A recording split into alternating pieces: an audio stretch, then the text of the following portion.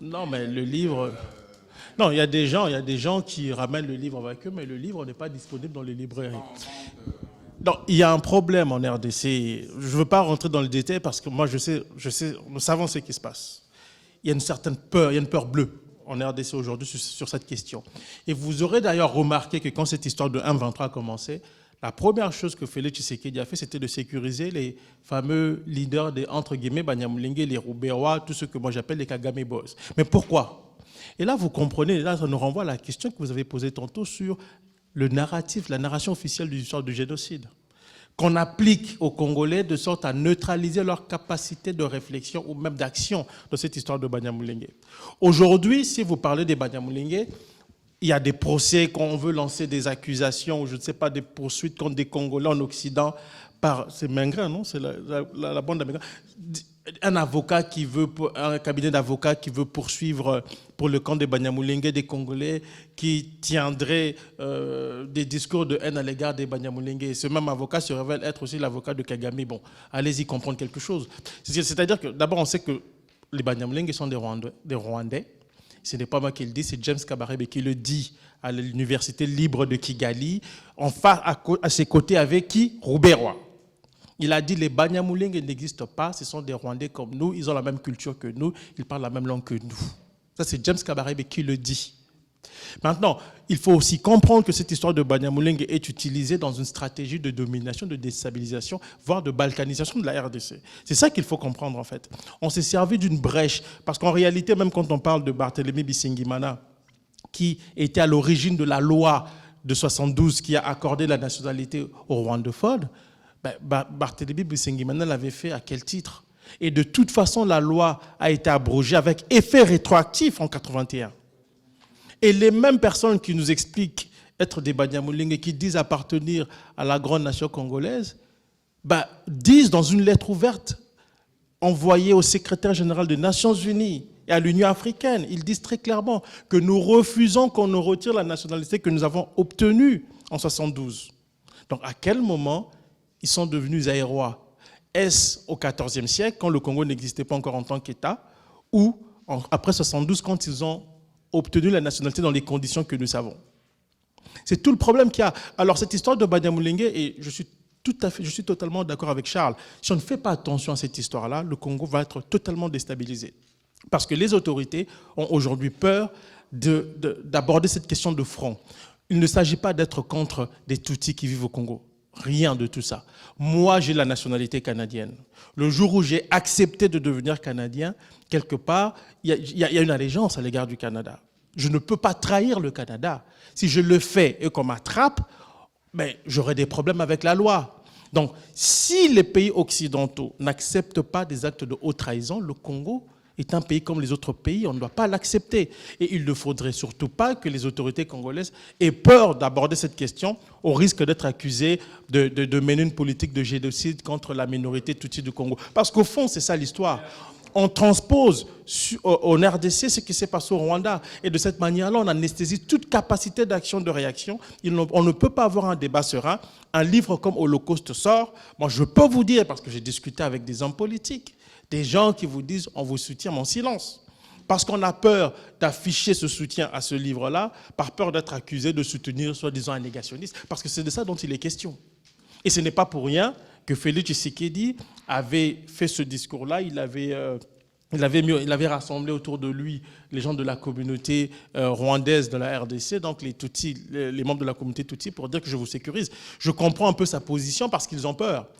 Face au narratif officiel, à tout ce qui est martelé dans les médias occidentaux sur cette histoire du Rwanda qu'on transpose sur la réalité congolaise, bien que les deux réalités soient totalement différentes, les autorités congolaises ont très peur, ils sont anesthésiés, et pour se tirer d'affaire, on donne des garanties à des gens qui ont tué en RDC. Et je dois rappeler que la Constitution et la loi congolaise disent clairement qu'on ne peut pas donner la nationalité à des gens qui ont travaillé contre les intérêts du pays. C'est dans la Constitution, dans la loi. Voyez-vous? Or, Rouberois a travaillé contre les intérêts du Congo. Et les crimes de Rouberois, nous les connaissons, il était au RCD Goma. Et donc ça continue comme ça, et aussi longtemps que les Congolais, et particulièrement les autorités, ne vont pas aborder cette question de front, Moi, je pense que le vrai risque vient de là. Parce que c'est à travers la question des Banyamulenge qu'on a été déstabilisé en 96, à travers cette même question qu'on a déstabilisé le Congo en 98, à travers cette même question qu'on a continué à déstabiliser le Congo depuis la signature des accords de Sun City. Et aujourd'hui, le M23 revient à la charge en prétextant qu'on va sécuriser les Banyamulenge. Et bien entendu, il y a d'autres considérations connexes qu'on ne va pas aborder ici. Bien, j'espère qu'on a appris beaucoup de choses aujourd'hui. On va passer maintenant à la phase d'échange avec l'assistance. Moi, je retiens que les autorités congolaises ne sont pas exemptes de tout reproche. On ne peut pas les exonérer de leur responsabilité dans la situation actuelle, même si, toute proportion gardée, la responsabilité des autorités congolaises qui se sont succédées à la tête de l'État n'est pas comparable à celle de Paul Kagame, qui est un véritable criminel, même si il est interdit de le présenter en tant que tel, mais ça c'est un fait. Donc, que celui ou celle qui a une question lève le doigt et commence par se présenter avant de poser la question. Donc, je m'appelle Jeanne-Élise Gnoc. Alors, je ne suis pas d'origine congolaise, mais je suis panafricaniste et donc je m'intéresse beaucoup à ce qui se passe au Congo parce que c'est le cœur de l'Afrique et tant qu'on tient le Congo, on tient l'Afrique en fait. Donc moi, ma question elle est toute simple. Est-ce que vous ne pensez pas que la résolution du problème sécuritaire au Congo passe par une alliance avec la Russie? C'est tout ce que je... Voilà, parce que c'est une tendance en ce moment en Afrique. Est-ce qu'on ne va pas régler enfin le problème du Congo, de la stabilité du Congo, en s'alliant avec des pays qui peut-être sont prêts tout simplement à armer sérieusement le Congo et l'ensemble des États africains? Ouais, merci pour la parole. C'est Steve Mundaï, je suis doctorant à Paris 1. Ma question est aussi simple. Quel est l'intérêt pour les Occidentaux de ne pas se servir des minéraux du Congo à travers le Congo, mais plutôt par le Rwanda? Est-ce qu'un régime congolais responsable peut négocier que, ben, écoutez, vous avez besoin de notre coltan, venez chez nous, mais pourquoi vous passez chez l'autre? Est-ce qu'il y a eu déjà résistance en ce sens pour qu'ils puissent passer par des sacrifices humains ignobles pour... Du reste, Patrick a répondu à la préoccupation, à la responsabilité de nos autorités. J'allais vous poser la question, Charles, si vous avez été reçu par justement les autorités de façon officielle pour vous encourager, pour acheter vos ouvrages, pour en faire la publicité, mais j'ai déjà eu la réponse. C'est vraiment honteux. Donc, il ne faut pas chercher des bêtes ailleurs. Nous sommes responsables. J'allais encore ajouter que le Congo complice, parce que le régime congolais, nous sommes complices de tout cela. Ce n'est pas que la France. Ouais, merci. Bonjour, moi je suis Dalini Mvemba, étudiante en journalisme et je fais mon stage du coup dans un média, mais au Média TV. Et c'est plus au niveau de la question du traitement médiatique. J'ai pu voir que justement ceux qui en parlaient, ou justement où vous faisiez beaucoup plus d'interventions, c'était plutôt les médias orientés du coup à droite, que ce soit Marianne, aussi j'ai pu voir TVL, et justement moi étant donné que je suis stagiaire du coup au Média TV, un média de gauche qui a du coup très du mal, alors qu'on sait très bien que la gauche et l'humanisme, tout ça, comment justement, enfin vous l'expliquez comment qu'il y ait beaucoup plus le traitement à droite que justement à gauche. Ça sera tout. Juste une précision, vous placez Marianne à droite, c'est ça? C'est ça, oui. Après.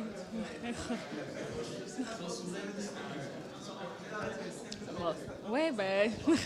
Mais en tout cas, que ce soit Valeurs Actuelles, TVL, enfin, et Marianne aussi.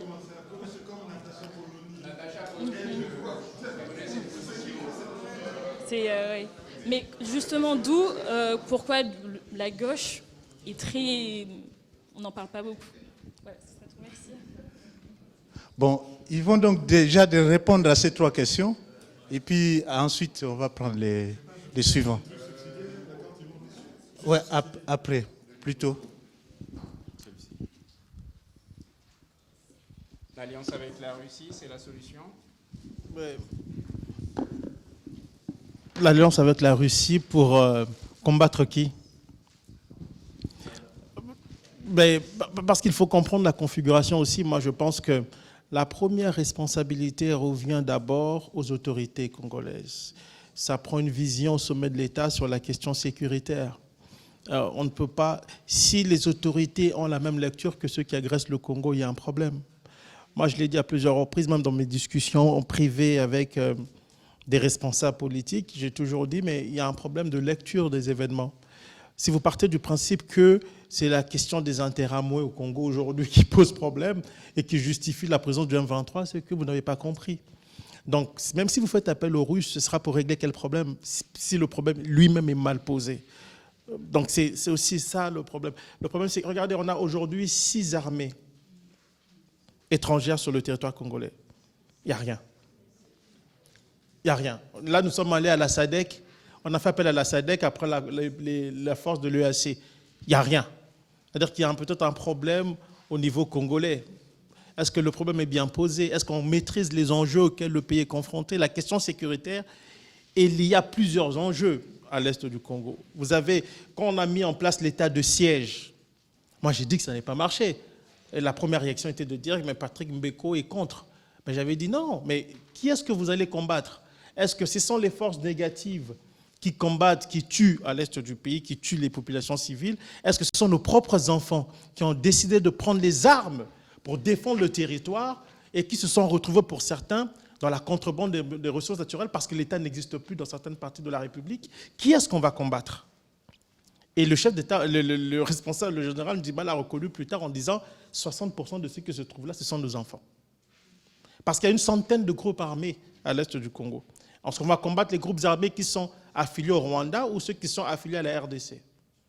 Parce que vous retrouvez dans cet environnement-là tout et rien, en fait. Vous voyez, donc la Russie, moi je trouve, oui, c'est dans l'heure du temps, la Russie, mais ça ne réglera pas grand-chose puisque les Russes sont en République centrafricaine aussi. Hein. Et c'est pas fini. C'est pas fini, justement. Donc ça, c'est par rapport à la question russe. Par rapport, ça c'est la question de Charles pour les médias. Et puis il y avait une deuxième question, c'était de... Oui, est-ce qu'ils peuvent passer par... En fait, il y a... Aujourd'hui, je pense que non.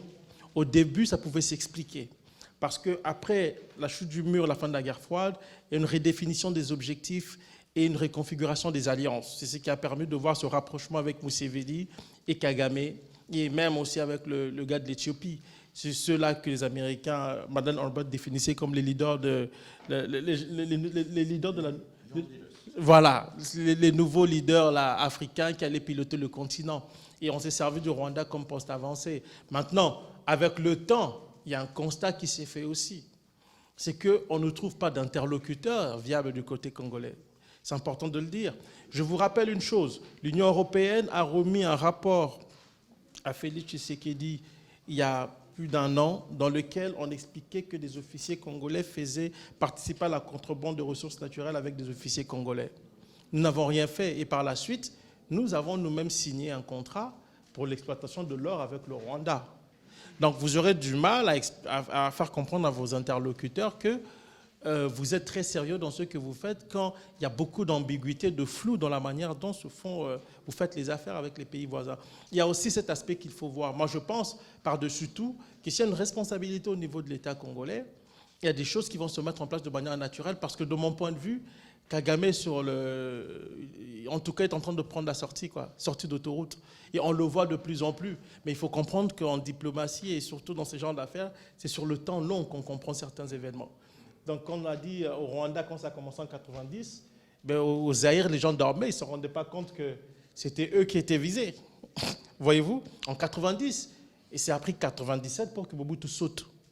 Donc, ça peut être la même chose avec Kagame, mais encore faut-il avoir des gens du côté congolais qui soient capables de jouer leur partition, qui comprennent les enjeux et qui soient capables de jouer leur partition de manière responsable.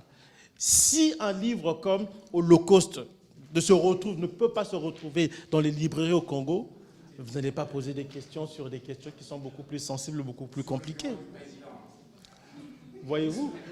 Parce que, je vous dis, c'est sérieux. Normalement,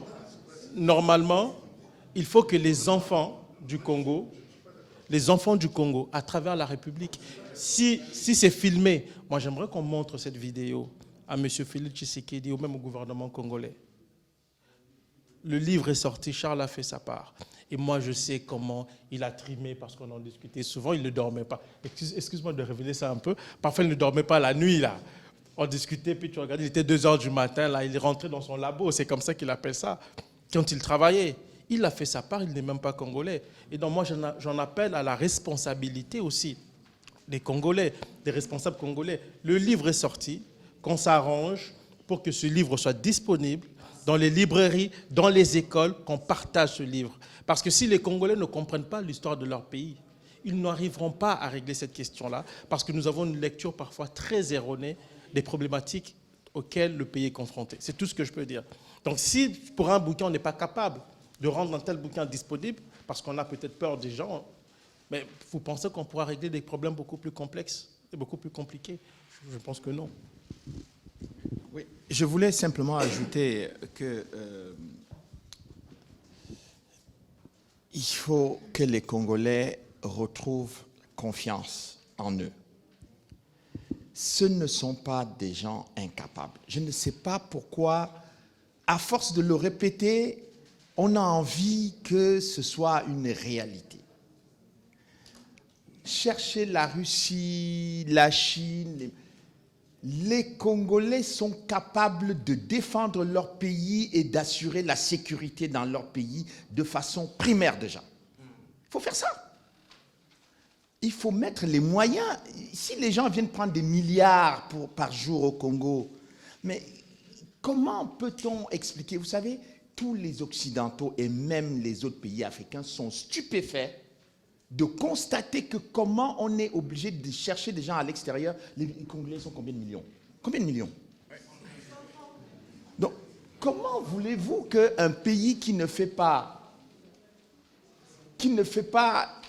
la totalité du Kasaï, et vous dites qu'on doit aller chercher les gens? Mais où? Où vous voulez aller pour faire? Effectivement, pour faire quoi? Donc là, je pense qu'il faut que les Congolais reprennent confiance, qu'ils sachent que non seulement ils ont la capacité, ils ont les capacités intellectuelles, les capacités militaires. Souvenez, les gens ont oublié que la DSP était la petite unité la plus redoutée de l'Afrique centrale. C'était des L'armée Congolais. congolaise est intervenue au Tchad, elle est intervenue au Rwanda contre l'armée de Kagame. On a repoussé les rebelles rwandais. On était là pour épauler les forces d'Abiyarimana. Absolument. C'était une armée qui était crainte au niveau de l'Afrique. Bon. Je me souviens d'ailleurs que Muammar Kadhafi, qui n'était pas un rigolo, avait dit parmi les armées qu'on pouvait respecter en Afrique, il y avait notamment l'armée zaïroise. Bon. Donc, avec des officiers formés dans des grandes écoles, oui. Donc, pourquoi on arrive aujourd'hui à ne plus avoir cette envie d'être grand? Moi, je considère le Congo comme un grand pays. Pourquoi les Congolais n'ont plus cette ambition d'être grand? D'être grand et d'être fort. Et de permettre à ceux qui viennent les agresser de retourner dans leur petit périmètre et de retrouver leur humilité. Donc, je finirai par la question que la jeune fille a posée sur les médias de gauche. Comment se fait-il que je suis invité plus par les médias de droite? Je dirais, on dirait les médias racistes, les médias d'extrême droite, pour parler comme la bien-pensance de gauche, n'est-ce pas? Ils disent que... j'ai beaucoup d'amis d'ailleurs qui m'ont reproché. Ils disent, mais monsieur Nana, quand même, vous ne pensez pas que vous dépréciez en vous exprimant dans des radios et des médias d'extrême droite? Moi, je dis, moi, je ne sais pas ce que vous appelez médias d'extrême droite. C'est facile tout ça. Je ne sais pas ce que vous appelez médias d'extrême droite. Moi, je considère tous les médias français comme des médias nationaux. Donc, je serais ravi si des médias démocratiques, n'est-ce pas, des médias qui aiment le débat contradictoire, des débats qui respectent les droits de l'homme, viennent participer avec moi dans le combat pour le Congo. Je ne les vois pas. Donc, qu'est-ce que je vais faire? Qu'est-ce que je vais faire? Je ne vais pas aller faire un sitting devant le journal Libération ou un sitting devant, je ne sais pas quel autre journal républicain pour lui dire que, bon, ben, écoutez, il y a 500 000 femmes qui sont violées au Congo quand même. Non, mais je pense que les médias qui m'invitent pensent que ce que je dis est intéressant. Et que ce que je dis est dépourvu d'idéologie, etc. Et que ceux qui ne veulent pas m'inviter, eux, sont des idéologues, mais qui n'ont pas le courage d'avouer qu'ils sont des idéologues. C'est les militants. Et que, Je suis désolé. pire, ils sont peut-être les meilleurs collaborateurs de ceux qui veulent mettre le Congo dans le trou et qui collaborent et soutiennent le viol des femmes congolaises et les massacres des Congolais, mais comme ils sont suffisamment lâches, ils n'ont pas le courage de le reconnaître. Et puis, je rappelle que, je le dis sous le contrôle de Charles, France 24 a été approché par les gens de Survie pour demander que Charles ne passe plus. France 24, c'est un média d'État, non, ici. Donc, vous voyez donc où on est. Il faut aussi comprendre que ces gens-là, et ça c'est un autre aspect du sujet, on ne va pas l'exposer ici, mais dans beaucoup de médias, la France est l'un des pays où l'on trouve un grand nombre de gens qui travaillent ou gravitent autour des mouvements associatifs proches du régime de Kigali. C'est l'un des pays où il est difficile de parler sereinement du Rwanda ou de la situation dans la région des Grands Lacs, sans courir le risque d'être accusé de n'importe quoi. Donc si un média comme France 24 décide de censurer Charles Nana à la demande d'associations proches du régime de Kigali, ça vous donne une idée. Donc maintenant, si on vous invite dans des médias étiquetés de droite, moi j'ai eu le même problème. On nous invitait pour aller donner une conférence, on m'a dit, mais Patrick, qu'est-ce que vous faites avec les gens de droite, d'extrême droite? Ben, mais moi, on m'a invité. Moi, je viens du Canada, on m'a invité. J'y vais. Si on m'invite ailleurs, je vais aller discuter, débattre sereinement. C'est tout. C'est aussi simple que ça. Voilà. Bien, on va prendre une autre série de questions. Charles et Patrick ont parlé de Banyamulenge. C'est comme si nous, on accepte aussi ces termes, Banyamulenge. Je pense que Patrick doit savoir qui a créé ces noms. Comment est-on... Parce que la guerre, elle est communicationnelle. Hein? Dans notre tête, on nous a mis qu'il existait l'Est du Congo et l'Ouest du Congo. Et j'ai même entendu aux États-Unis un musicien qui était devant un acteur, un comédien de Hollywood, qui parlait déjà du Congo oriental. Ils ont oublié de préciser capitale Goma. Parce qu'à l'allure où vont les choses, on va se réveiller un matin, il y a Congo occidental Kinshasa et Congo oriental Goma. Donc tous ces vocabulaires qu'on nous met dans la tête, j'aimerais que Patrick nous explique, on sait que c'est Guissaro et tout ça, d'où vient le vocabulaire Banyamulenge. Parce qu'on risque de l'intégrer, un vocabulaire qui n'a pas lieu d'être. Voilà.